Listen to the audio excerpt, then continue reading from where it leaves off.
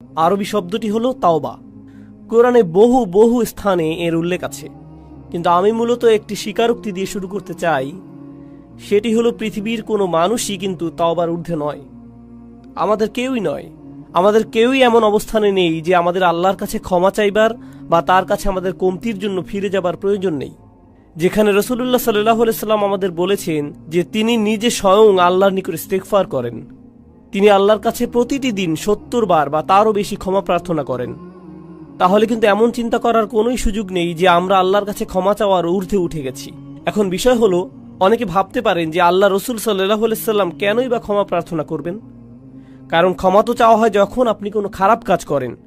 কেনই বা তবে ইব্রাহিম আলাইহিস সালাম বলবেন ওয়াতুব আলাইনা? তিনি মাত্রই আল্লাহর ঘর নির্মাণ করলেন, আল্লাহ তাকে বিশ্ব মানবতার ইমাম ঘোষণা দিলেন, মূলত তাকে গ্র্যাজুয়েট করে দিলেন, আর তার দুয়াতে এলো ওয়াতুব আলাইনা, আমাদের তওবা কবুল করুন। কিসের জন্য তিনি তওবা করছেন? এটা কিন্তু খুবই গুরুত্বপূর্ণ প্রশ্ন। এটা আসলে স্বীকারোক্তি বড় বড় নবীদের আলাইহিমুসসালাতু ওয়াসসালাম, আমাদের নবী সাল্লাল্লাহু আলাইহি সাল্লাম সহ, যে আমাদের অনেক ভুল ত্রুটি আছে যেগুলো সম্পর্কে আমরা জানি যে কেবল ভুল করেছি, আর অনেক ভুলও আছে যেগুলো সম্পর্কে আমাদের কোনো জ্ঞানই নেই। আল্লাহ আমাকে আপনাকে আমাদের নিজেদের চাইতেও ভালো করে জানেন। এমনকি আমি আপনি যেই ভালো কাজগুলো করি সেখানেও ত্রুটি থাকে। আমি জানি না আমার কাজ ঠিকঠাক মতো হয়েছে কিনা, কিন্তু আমরা সবাই আর কিছুক্ষণের মধ্যে দাঁড়িয়ে যাব, সবাই সালাত আদায় করব, আর সালাতের শেষে আমরা মনে করতে পারি যে আমরা হয়তো আমাদের উদ্দেশ্য পূরণ করতে পেরেছি, সালাতুল জুমায় সালাতের যে অধিকার তা আদায় করেছি।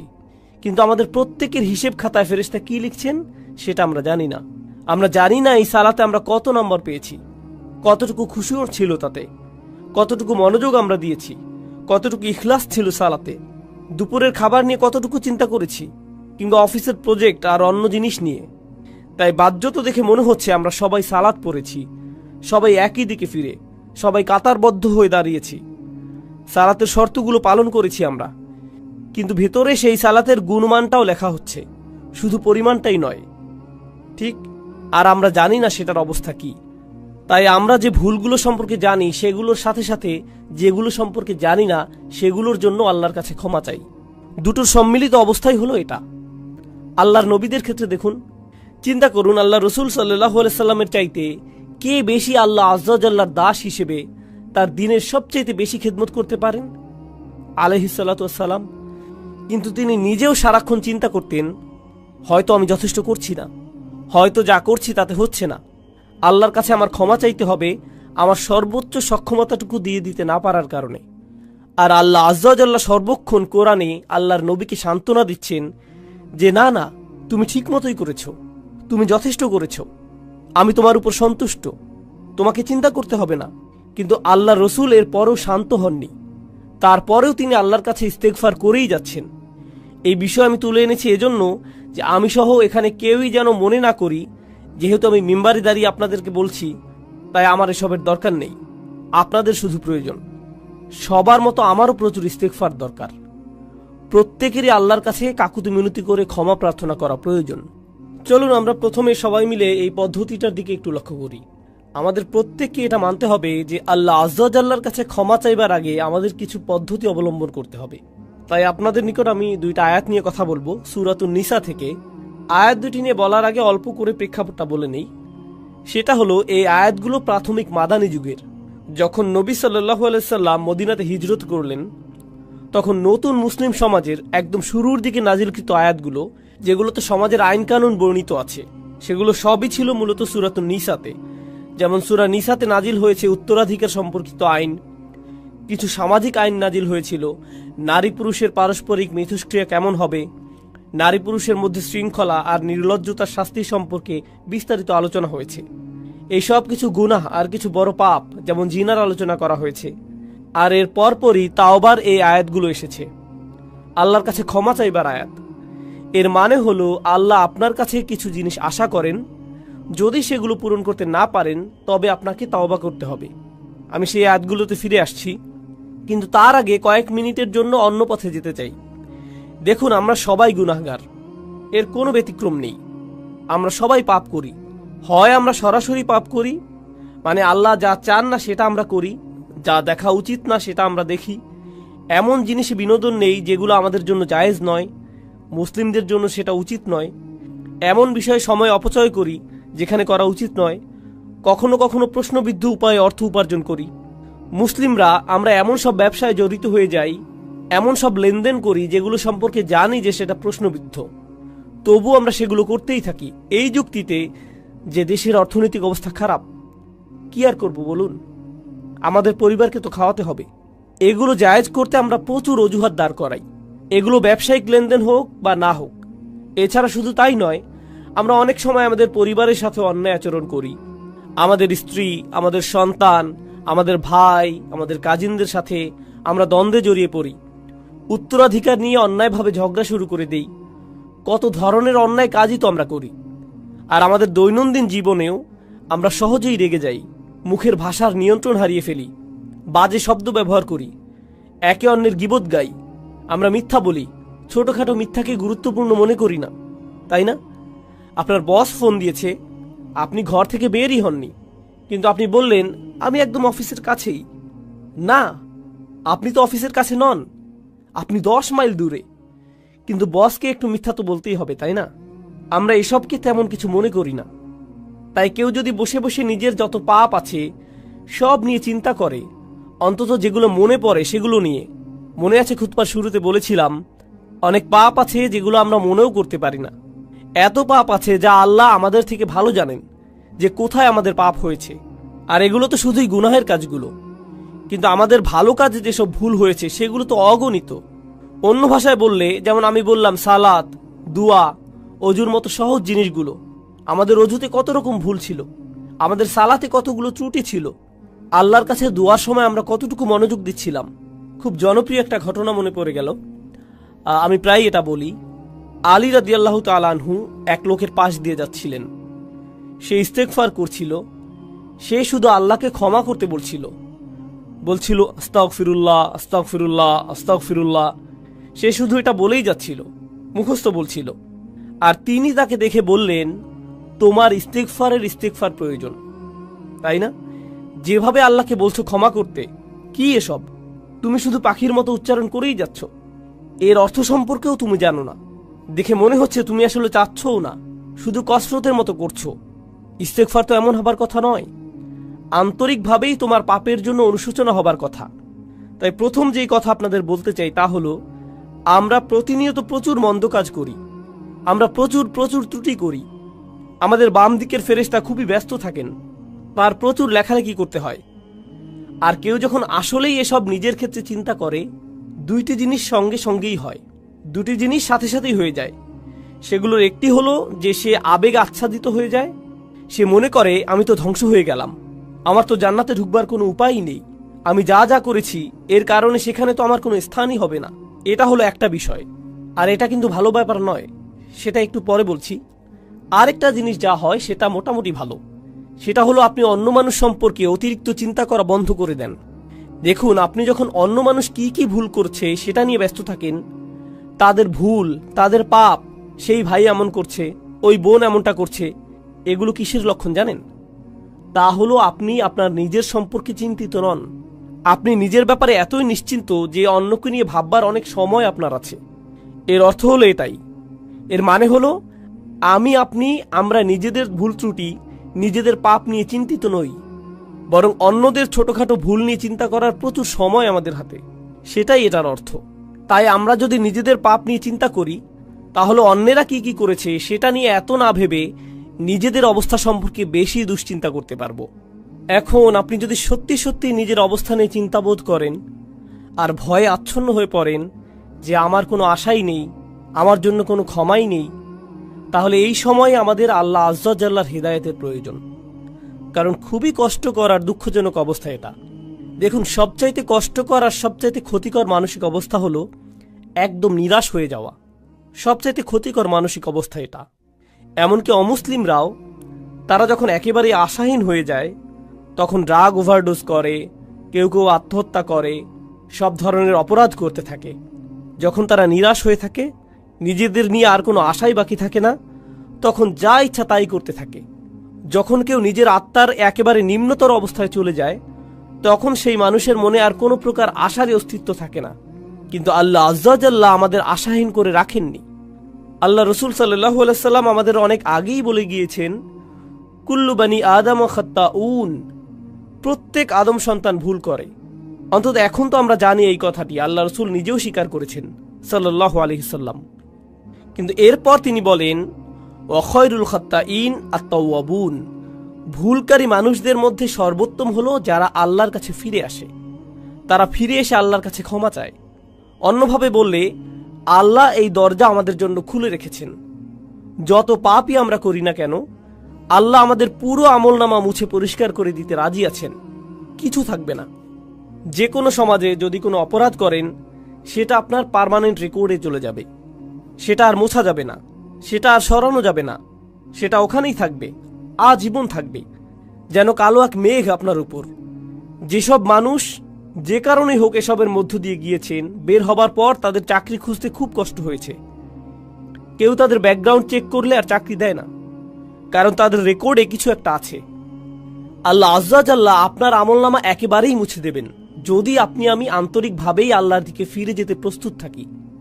যদি আসলেই আমরা চাই এমনটা, আমরা যদি সত্যি আন্তরিক হই, তবে আল্লাহ সুবহানাহু ওয়া তাআলা শুধু কথার কথা বলছেন না, তিনি আসলে আন্তরিক এক অন্তর চান, যে তার দিকে ফিরে আসবে, এমন অন্তর যা তার নিজের কীর্তির ব্যাপারে সত্যিকার অর্থে লজ্জিত থাকবে। যদি আমরা এমন করতে পারি, তবে আল্লাহ একেবারে শুরু থেকে শুরু করবেন আমাদের জন্য, একেবারে ফ্রেশ স্টার্ট দেবেন। এই আশার আলোই আল্লাহ আজ্জা ওয়া জাল্লা আমাদের সূরাতুল ফুরকানে দিয়েছেন। তিনি আসলেই চরম পদক্ষেপ নিয়েছেন এখানে। তিনি শুধু বলছেন না যে আমাদের পাপ ক্ষমা করে দিবেন, তিনি বলছেন, ফাউলাইকা ইউবাদদিলুল্লাহু সাইয়্যাতিহিম হাসানাত, সেসব মানুষ যারা আসলেই আল্লাহর কাছে ফিরে তওবা করে, আমি তাদের সকল পাহাড় পরিমাণ পাপ কর্ম নিয়ে ভালো কাজে পরিবর্তন করে দেব। অন্যভাবে বললে, শুধুমাত্র আন্তরিকভাবে যদি আপনি আল্লাহর কাছে ফিরে আসেন, তবে আপনাকে যে শুধু লাখো পাপ কর্মের জন্য উত্তর দিতে হবে না তা নয়, বরং তিনি আপনার লাখো পাপ কাজকে লাখো পুণ্যে রূপান্তরিত করে দিবেন। শুধুমাত্র আপনি তাওবা করেছেন এজন্য, শুধুমাত্র এটার জন্যই, শুধুমাত্র এই একটি জিনিস তিনি আমাদের থেকে চাচ্ছেন। আল্লাহ আজ্জা ওয়া জাল্লা আমাদের জীবন আর কতই বা সহজ করবেন। দেখুন, যেসব মানুষ সারাক্ষণ গুনাহ করতেই থাকে, শয়তান তাদের কাছে এসে বলে, তুমি তো এমনিতেও জাহান্নামে যাবে, তার চেয়ে বরং আনন্দ করেই নাও। শয়তান আসলেই এমন বলে, আর তারাও এভাবেই চলতে থাকে। আরে ধুর, আমি আর কি বা করব, তুমি জানো না ভাই, আমি একেবারেই ব্যর্থ, আশাহীন, তার চেয়ে বরং পুরোটাই এনজয় করে নেই। শয়তানের প্রত্যেকটি ওয়াসওয়াসা শুনি, ফাটাফাটি করেই যাই দুনিয়া থেকে, জীবন তো একটাই, এরপর মরে যাব, এটাই হলো তাদের চিন্তা। এমন মানসিকতার জন্য আপনাকে অভিনন্দন। আল্লাহ আজ্জা ওয়া জাল্লা আমাদেরকে কি বলছেন, ইল্লা মান রাহিমা রাব্বুক ওয়ালিযালিকা খালাকাহু মা ইয়াফআলুল্লাহু বিআযাবিকুম। আল্লাহ বলছেন, তোমাদেরকে শাস্তি দিয়ে আল্লাহ কি পাবেন? মনে করো আল্লাহ চান তোমাদেরকে শাস্তি দিতে? আল্লাহ আমাদের কোরআনে এই প্রশ্ন করছেন যে আমাদেরকে শাস্তি দিয়ে তার কি লাভ হবে? এজন্য তো তিনি তোমাদের বানাননি, এজন্য তো তিনি তোমাদের সৃষ্টি করেননি। আরেক স্থানে আল্লাহ বলছেন, শুধুমাত্র তাদের ক্ষমা করে দেবার জন্যই তিনি তাদের সৃষ্টি করেছেন। অর্থাৎ তাদের তিনি সৃষ্টি করেছেন তাদের প্রতি করুণা করার জন্যেই। তিনি আমাদের সৃষ্টি করেছেন যেন আমরা তার করুণা অর্জন করতে পারি। তিনি বলেননি তিনি আমাদের জাহান্নামের জন্য বানিয়েছেন, তিনি আমাদের করুণা অর্জনের জন্যই বানিয়েছেন। তিনি আমাদের করুণা করতে চান, এজন্য এই দরজা খুলে রেখেছেন তিনি। তিনি আমাদের এক পা আগাতে বলছেন, বাকিটুকু তিনিই পূরণ করে দিবেন। বেশি কিছু করতে হবে না আপনাকে, শুধু তার দিকে একটুখানি ফিরে আসুন, একটুখানি তাকে দিন, আর তিনি সেই দরজাগুলো খুলে দিবেন। এখন এই ভূমিকার শেষে আপনাদেরকে সূরা নিসার 2টি আয়াত নিয়ে বলতে চাই, যেগুলোকে আমি সবচাইতে গুরুত্বপূর্ণ আয়াত মনে করি। এই আয়াতগুলোর জন্য আপনাদেরকে প্রস্তুত করতে বলে নেই, এটা হলো আমার আর আপনাদের জন্য একটা হোমওয়ার্ক। সাধারণত খুতবা থেকে হোমওয়ার্ক অ্যাসাইনমেন্ট দেওয়া হয় না, কিন্তু আমি একটা দিচ্ছি। আমি চাচ্ছি আপনারা বাসায় যে এক টুকরা কাগজ নিয়ে তাতে আপনার মতে একটা পারফেক্ট দিনের বর্ণনা লিখুন। যদি আজকে রাতে ফেরেশতা আসে আপনার আত্মা নিয়ে যেতে, যদি মৃত্যুর ফেরেশতা আপনার জান কবজ করতে আজকে রাতে আসে, আর মুসলিম হিসেবে দিন যেমন হওয়া উচিত ঠিক তেমনটি আমার ছিল কিনা, তাহলে আমি অন্তত বলতে পারবো যে আমি মুসলমানের মৃত্যু পেয়েছি, আমি পুণ্যবান মৃত্যু পেয়েছি, সুন্দরভাবে মারা গিয়েছি। এরকম দিন দেখতে কেমন হবে? কোন সময় ঘুম থেকে উঠবো আমি? আমার স্ত্রী সন্তানদেরকে কি বলবো? কোন সময়ে আর কোথায় নামাজ পড়বো আমি? হয়তো আমি অফিসেও যাব সেদিন, কিন্তু সেখানে আমার আচরণ কেমন হবে? সেক্রেটারির সাথে কিভাবে কথা বলবো? আমার চোখ কোথায় থাকবে? আমি কম্পিউটারে কি দেখব? আমার বসের সাথে কতটা সৎ থাকবো আমি যদি জানি সেই রাতেই ফেরেশতা আসবে, তবে সেই দিনটা কেমন যাবে? মুসলিম হিসেবে একটা পারফেক্ট দিন দেখতে কেমন হবে? এই দিনটি কিন্তু আপনার ক্ষমার বাইরে যাবার দরকার নেই। দিনটি হতে পারে যে কোনো সাধারণ দিন। আপনার যা করা উচিত তাই করছেন। এতে যেসব জিনিস থেকে দূরে থাকার কথা আপনি দূরেই থাকছেন। খুব একটা কঠিন না কিন্তু আপনি যদি বিস্তারিত রুটিন করতে চান নিজের জন্য, আমরা সবাই এক এক রকম, আমিও ভিন্ন রকম, কিন্তু যদি নিজের একটা বিস্তারিত রুটিন বানান যেখানে পারফেক্ট একটি দিন কাটাবেন, আর সেই দিনের সবচাইতে গুরুত্বপূর্ণ অংশ হলো দিনটির খুঁটিগুলো। একটি বিল্ডিংকে যেভাবে খুঁটিগুলো ধরে রাখে ঠিক সেভাবে, তাই না? ঠিক তেমনি আমাদের দিনকে ধরে রাখে 5টি খুঁটি, 5টি সালাওয়াত, 5টি নামাজ। তো আপনার রুটিনের সেই অংশটি যেন ঠিক থাকে, খেয়াল রাখবেন এটা যেন থাকে। এর মাঝে কি করেন? এগুলোর মধ্যখানে কি করেন? ইন্না সলাতা কানাত আলাল মুমিনিনা কিতাবাম মাওকুতা। যেটা অর্জন করা সম্ভব সেটার প্রতি আমার আপনার কাজ করা উচিত। এটা আমি আপনি কিন্তু অর্জন করতে পারি। আমার দৈনন্দিন চিত্র এমনই হওয়া উচিত। কিন্তু কেন এমন হয় না দিনগুলো? কেন দেরিতে ঘুম থেকে উঠি আমি? সম্ভবত দেরিতে ঘুমাতে যাই। তাই কেন এত দেরিতে ঘুমাতে যাই? কারণ সম্ভবত মধ্যরাত পর্যন্ত আমি মুভি দেখি। সম্ভবত সেটা বন্ধ করে সময় মতো ঘুমাতে যাওয়া উচিত আমার। কেন দোয়া করার সময় আমার কখনো কান্না আসে না? সম্ভবত আমি অনেক দিন যাবত আল্লাহর ঘরে যাইনি, তার কাছে যাইনি। শুধুমাত্র সেখানে যাই জুমার সময়, তাও আবার যখন তা একেবারে শেষের দিকে, যেন আবার নিজের জীবনে ছুটে যেতে পারি। কেন প্রত্যেকবার সালাতে যখন সিজদায় যাই উঠে দাঁড়ানোর জন্য ছটফট করি? যেমন সুবহান রাব্বিল আযীম, সুবহান রাব্বিল আলা, যেন এমনটা এতই তাড়াতাড়ি বলি আমি, কারণ আমার সেখানে বেশিক্ষণ থাকতে ইচ্ছে হয় না। আমার তো অনেক কাজ আছে, আমার জরুরি কাজ শেষ করতে হবে, তাই না? আল্লাহর সামনে নিজের মাথা নিচু করার চাইতে জরুরি আর কি হতে পারে? আমি বুঝি না আমরা কিভাবে নিজেদের বুঝ দিতে পারি এটা নিয়ে। সেই একটি জিনিস যা আল্লাহ তাকে করতে বলেছিলেন, সেই একটি জিনিস যা সে করতে অস্বীকার করেছিল, এই একটি জিনিস আমাদের তিনি প্রতিদিন করতে বলেছেন। আর আমরা যদি করিও সেটা যেন কৌতুক, কোন রকম করে দৌড়। এটা তো কিছুই না। কি এটা? সিজদা। এজন্যই আপনার উচিত দিনের রুটিন বানানো। এখন আয়াতটি শুনুন। ইন্নামা তাওবাতু আলাল্লাহ। তাওবা শুধুমাত্র আল্লাহর জিম্মাদারিতে। আল্লাহ যে শব্দটি বলেছেন ইন্নামা কালিমাতুল হাসাল বিহাদিহিল আয়াহ, এই শব্দের মানে কি? এর মানে হলো আল্লাহ যা বলবেন এখন তা হলো একটি বিশেষ চুক্তি, শুধুমাত্র নির্দিষ্ট কিছু ব্যক্তির উপর কার্যকর করা হবে। সবার জন্য এটা না, এটা শুধুই তাদের জন্য যাদের বর্ণনা এখন দেয়া হবে। তিনি বলছেন আলাল্লাহ, কিছুই আল্লাহর উপর বাধ্যতামূলক নয়। আল্লাহ কিছুই করতে বাধ্য নন, শুধুমাত্র যা নিজের উপর বাধ্যতামূলক করেন সেগুলো ছাড়া। তিনি বলছেন আলাল্লাহ, আল্লাহর উপর এটা বাধ্যতামূলক যে তিনি নির্দিষ্ট ব্যক্তিদের তাওবা কবুল করবেন। আল্লাহ কিছু মানুষের তাওবা কবুল করাকে নিজের উপর আবশ্যক করে নিয়েছেন। কারা এই লোক? লিল্লাযীনা ইয়ামালুনা সুআ বিজাহালাতিন, সেই লোক যারা পাপ করে। এখানে আমি সাধারণ অনুবাদ করে দিচ্ছি, যারা পাপ করে। আল্লাহ মাত্রই বললেন তিনি নিজের জন্য যারা পাপ করে তাদের ক্ষমা করা বাধ্যতামূলক করে নিয়েছেন। তিনি কিন্তু আরো বলেছেন, চলুন দেখি এই লোকগুলো কারা। আর সেটার আগে ইয়ামালুন শব্দের প্রতি একটু মনোযোগ আকর্ষণ করছি। ইয়াফআলুন শব্দের তুলনায় আরবি ভাষায় কিছু করা বোঝাতে 2টি শব্দ আছে, ইয়াসনাউনও আছে। এগুলো সবই কিছু করা বোঝাতে ব্যবহৃত হয়। ইয়ামালুন মানে হলো আপনার উদ্দেশ্য ছিল, এমন না যে আপনার ভুল হয়েছে, বরং আপনি করেছেন, আপনি জানতেন কি করছেন, আপনি ভুল করেছেন। এটা এমন না যে আপনি কিছু একটা বলে ফেললেন কিন্তু বলার সময় খেয়াল ছিল না যে ভুল করছেন, সেটা উদ্দেশ্যহীনভাবে। আমি উদ্দেশ্যের কথা বলছি, এটা কোনো ভুল নয়। তওবার প্রথম ধাপ হচ্ছে আমাকে আপনাকে অন্তত স্বীকার করে নিতে হবে যে পাপ করেছি। অজুহাতের পেছনে লুকানো বন্ধ করতে হবে। আল মাআযিরু মাকাযির, অজুহাত হলো মিথ্যে কথা। অজুহাত মানে এটাই, আপনি যদি অন্তত নিজের সাথে সৎ থেকে বলতে না পারেন যে হ্যাঁ আমি ভুল করেছি, আমি পাপ করেছি, কোনো অজুহাত নেই। যেমন আমি আর অজুহাত দিতে পারবো না, আমি আমার অজুহাতের পেছনে লুকাবো না, তাই না? প্রত্যেকবার কোনো ভুল হয়ে গেলে শয়তান এসে বলে না না এটা তোমার দোষ না, সমাজের দোষ। তুমি অনেক চাপের মাঝে ছিলে, তুমি অনেক চাপের মধ্যে ছিলে, তুমি তখন খুবই রেগেছিলে, তোমার বন্ধুর দোষ ওটা, অমুকের দোষ সেটা, তারা তোমাকে বাধ্য করেছে, সে তোমাকে বাধ্য করেছে, এজন্যই এমনটা হয়েছে, খুবই গরম ছিল সেদিন, খুবই ঠান্ডা ছিল সেই দিন। সুবহানাল্লাহ। কত অজুহাত চলে আসবে আপনার ভেতর। আর যেটা করবেন না তা হলো নিজের ভুল স্বীকার করা।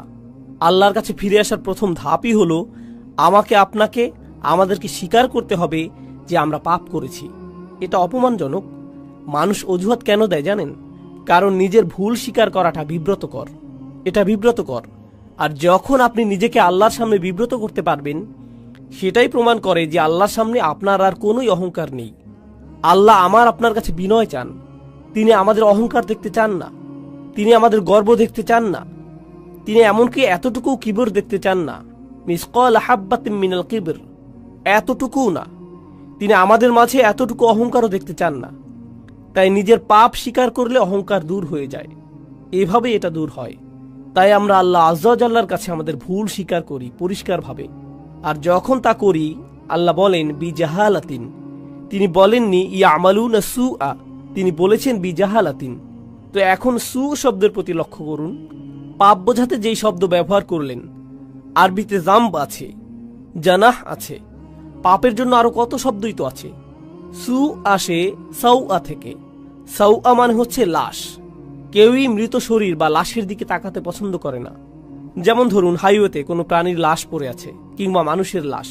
বিষয়টা ডিস্টার্বিং, কুৎসিত একটা জিনিস, দেখতে চাওয়ার মতো জিনিস না এটা। আল্লাহ আজ্জা ওয়া জাল্লা পাপকে সেই কুৎসিতের সাথে তুলনা করেছেন। এটাই করেছেন তিনি। এটা দুর্গন্ধযুক্ত, দেখতেও বিশ্রী, পচা গলা। এটাই হলো সু শব্দের উৎস। সাইয়াত এই শব্দ থেকেই উদ্গত। তো আপনি বিশ্রী কিছু একটা করেছেন, স্বীকার করুন। এরপর আল্লাহ কারণ দিচ্ছেন বিজাহালাতিন। লোকটি এই পাপ করেছে কারণ সে অতিরিক্ত আবেগে আচ্ছন্ন ছিল। জাহালা শব্দটি আরবি ভাষা আর কোরআনেও গুরুত্বপূর্ণ একটি শব্দ। এর অর্থ হচ্ছে আবেগে আচ্ছন্ন হয়ে যাওয়া। আপনি খুব রেগে মেগে এমন কিছু করে বসলেন যেটা করা উচিত না। প্রলুব্ধ হয়ে এমন কিছু করলেন যা করা উচিত ছিল না। প্রচণ্ড লোভে পড়ে এমন কিছু করেছেন যেটা উচিত নয়। প্রচণ্ড উত্তেজিত হয়ে এমন কিছু করেছেন যা উচিত নয়। এরকম সময়ই মানুষ যা উচিত নয় তা করে বসে।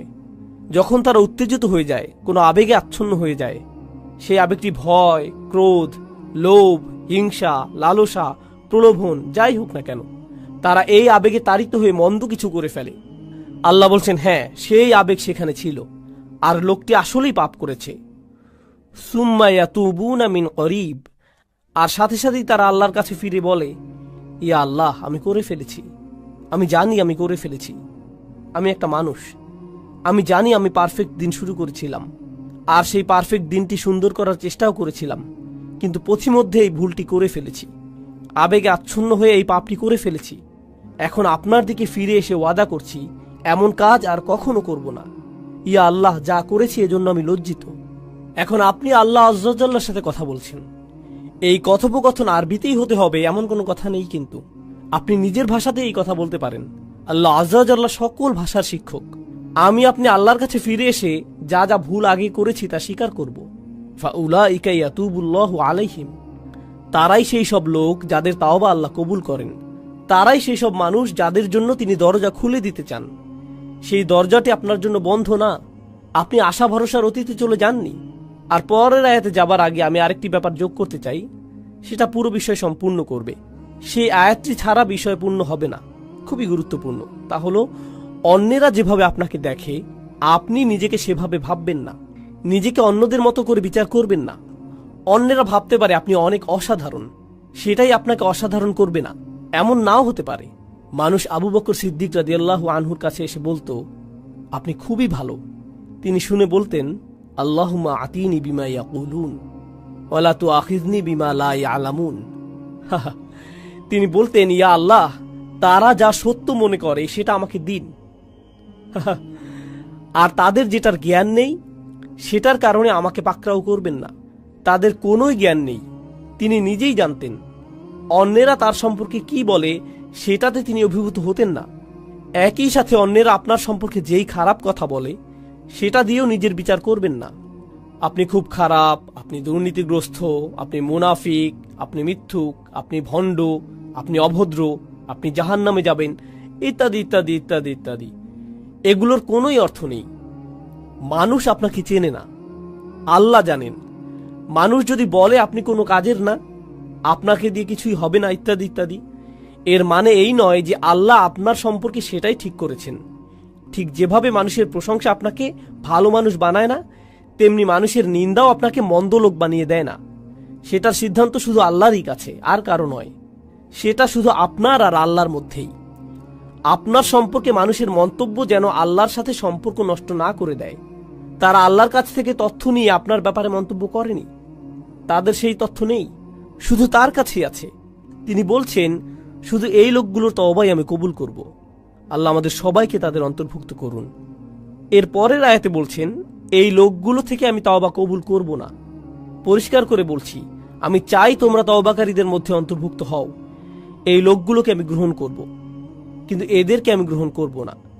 লাইসাতুত তাওবাতু লিল্লাযীনা ইয়ামালুনাস সাইয়্যাত, যারা পাপ করতে থাকে একের পর এক। আগের আয়াতে শব্দটি ছিল সু, মুফরাদ, একবচন। এখন আমরা পাচ্ছি সাইয়্যাত, বহুবচন। এর মানে হচ্ছে সে বারবার গুনাহ করে আর বলে, আরে আস্তাগফিরুল্লাহ, করা উচিত ছিল না, কিন্তু কালকে আবার করব, এরপর আবার আস্তাগফিরুল্লাহ বলবো, সমস্যা নেই। তারা নিজেদের পাপের প্রতি আসক্ত না, বারবার তারা করতেই থাকে না। নিজেদের বলে না তাওবার দরজা তো খোলাই আছে, আমি আরেকটু মজা করে নিতে পারি। এটা আসলে হলো খ্রিস্টান মানসিকতা। আমি রবিবার যে ক্ষমা চেয়ে নেব, পুরো সপ্তাহ পার্টি করে নেই, তাই না? এরপর রবিবার আবার যে খাতা পরিষ্কার করে আসব। এভাবে আমাদের দিন চলে না। আল্লাহ নিশ্চিত করেছেন যেন আমরা তার দিন নিয়ে এভাবে খেলা না করি। তাই তিনি বলছেন, যেসব মানুষ বারবার গুনাহ করে, বারবার ফিরে যায়, এই চিন্তা করে যে ক্ষমা চাইবে আর সব ঠিক হয়ে যাবে, এমনটা গ্রহণযোগ্য নয়। এভাবে আল্লাহ আজ্জা জাল্লার সাথে খেলা করা যাবে না। ওয়ালাইসাতিত তাওবাতু লিল্লাযীনা ইয়ামালুনাস সাইয়্যাত হাত্তা ইযা হাদারা আহাদুহুমুল মাউত, অবশেষে তাদের কারো মৃত্যু চলে আসে। ক্বালা ইন্নী তুবতুল আন, আমি আসলেই তওবা করছি, এই শেষ, আর কখনো করব না। একবার আমি প্লেনে যাচ্ছিলাম, আর সাধারণত যখন প্লেনে চড়ি আমি ঘুমিয়ে যাই। তো আমি যাচ্ছি আর আমার আশেপাশে দেখছি মানুষজন তাদের আইপডে অথবা আইপ্যাডে বা তাদের ল্যাপটপে বসে মুভি দেখছে, অথবা তাস খেলছে, গান শুনছে, প্লেনে বসে মাথা দুলাচ্ছে, তাই না? তো ঘুম ভেঙে দেখি প্লেন হঠাৎ 50 ফিটের মতো নেমে গেছে, কেবিনের প্রেসার বদলে গেল, মালাকুল মৌতের কাপগুলো নেমে এলো, তাই না? তখন আশেপাশে সবাই কি করতে দেখেন? সবাই দোয়া করছে, একেবারে সবাই। ও আল্লাহ, আমি সরি। সবাই এমন করছে। কি ধর্ম সেটা আসে যায় না, সবাই দোয়া করছে। এরপর ক্যাপ্টেন ক্ষমা চাইল, কাপগুলো উপরে উঠে এলো, প্লেন আবার স্থির হলো। এরপর কি হয় বলুন তো? প্লে বাটন আবার চাপ দেয়। আরে অসাধারণ সিন দেখছিলাম তো আমি। আবার তারা স্বাভাবিক হয়ে যায়। এটাই হলো আল্লাহ আজ্জা জাল্লার সাথে ক্রিয়া কৌতুক। মৃত্যু যখন চলে আসে তখন তারা ক্ষমা প্রার্থনা করতে থাকে, ইন্নী তুবতুল আন ওয়ালাল্লাযীনা ইয়ামুতুনা ওয়া হুম কুফার। কিংবা তারাও না যারা অবিশ্বাসী অবস্থায় মারা যায়, মানে যারা তাওবা নিয়ে খেলা করে আর যারা কুফার অবিশ্বাসী অবস্থায় মারা যায়, আল্লাহর কাছে দুটোই সমান। তিনি তাদের একই আয়াতে ফেলেছেন, একইভাবে বিচার করছেন তাদের। আমি তাদের তওবা কবুল করব না যারা অবিশ্বাসী অবস্থায় মারা যায়, আর আমি তাদেরও ক্ষমা করব না যারা বারবার পাপ করতেই থাকে, মনে করে যে খেলা করছে। তারা বারবার করতেই থাকে, শুধুমাত্র তারা মনে করে যে তারা পার পেয়ে যাবে, কিন্তু এমনটা হবে না। উলাইকা আ'তাদনা লাহুম আযাবান আলীম, তারাই সেই সব মানুষ যাদের জন্য কষ্টকর শাস্তি প্রস্তুত করেছি। আল্লাহর সাথে আমাদের আচরণ হবে প্রথমত নিজের ভুল স্বীকার করা, দ্বিতীয় ধাপ আল্লাহর দিকে ফিরে যেয়ে তার কাছেই পাপ থেকে বের হবার দোয়া করা, আর তিনি সেটা করবেন। আপনি বলবেন না যে গুনাহটি আমার থেকে বেশি শক্তিশালী, কারণ আল্লাহ বলছেন, লা ইউকাল্লিফুল্লাহু নাফসান ইল্লা উসআহা, আল্লাহ কারো উপরই সাধ্যাতীত বোঝা চাপিয়ে দেন না। আপনি সামলাতে পারবেন বলেই আপনাকে মানুষ হিসেবে বানানো হয়েছে। আপনি আপনার পাপের চাইতে শক্তিশালী, আল্লাহ আজ্জা জাল্লা সেটা জানেন। আপনি নিজেকে প্রবোধ দেবেন না, নিজেকে ভুল বুঝিয়ে বেঁচে যাবেন না। আপনি যেই পাপে জর্জরিত থাকেন না কেন, আপনি সেটার চাইতে শক্তিশালী। এটাই আল্লাহ আমার আপনার জন্য করেছেন। তিনি আমাদেরকে সম্মানিত করেছেন। তিনি আমাদেরকে সম্মানিত না করলে আমাদের পাপ আমাদের চাইতে শক্তিধর হয়ে যেত, শয়তান আমাদের চাইতে ক্ষমতাধর হয়ে যেত। ইন্না ইবাদি লাইসা লাকা আলাইহিম সুলতান, আমার বান্দার উপর তোমার কোনো কর্তৃত্বই থাকবে না। আল্লাহ শয়তানকে বলেছিলেন, তোমার কোনো কর্তৃত্ব থাকবে না তাদের উপর। অর্থাৎ সমস্ত মন্দের উৎস শয়তানের কোনো ক্ষমতাই নেই মানুষের উপর। তাই আমাদের অজুহাত দেবার আর কোনো কারণ নেই। আপনি আপনার পাপ স্বীকার করুন, আমরা আল্লাহর দিকে ফিরে গিয়ে আমাদের ভুলকে মেনে নেই। এরপর আন্তরিকভাবে আল্লাহর কাছে ওয়াদা করুন যে এসব থেকে দূরে থাকবেন। আন্তরিকভাবে আল্লাহর কাছে ওয়াদা দিন এসব থেকে দূরে থাকবার। আপনার ক্ষমতায় যতটুকু আছে তা দিয়েই জীবন বদলে দেবার চেষ্টা করুন। সেই পাপ থেকে দূরে থাকুন, সেটা মন্দ বন্ধুদের থেকে আসুক, কিংবা কম্পিউটারের সাথে একা থাকার মাধ্যমে হোক, কিংবা অফিসের কলিগদের থেকে, যেখান থেকেই আসুক না কেন, আপনার জীবন থেকে সেসব বদলানোর চেষ্টা করুন। এটাই হলো তাওবা। সেটা অলসতার তওবা হতে পারে।